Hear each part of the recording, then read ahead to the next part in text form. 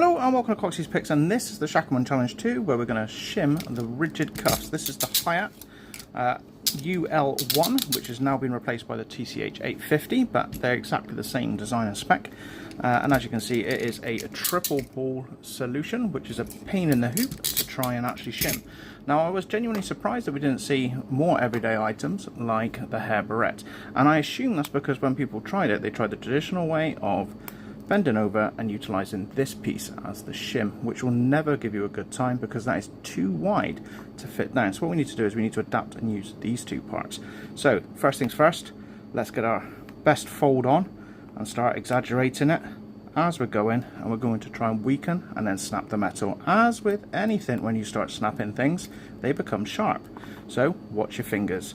Now you'll notice that there's a bend, one going down and one fairly flat. The fairly flat one is the one we're going to use.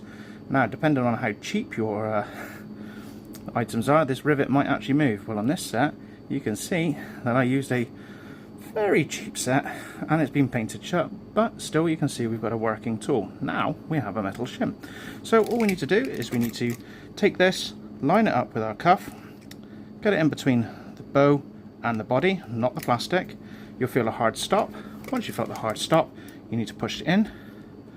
There we are, just like so. Now what you can do is hold on to this to stop it twanging off, or if you're willing to risk cutting yourself, you can put your hand on the top, but notice how effortlessly you can now shim free.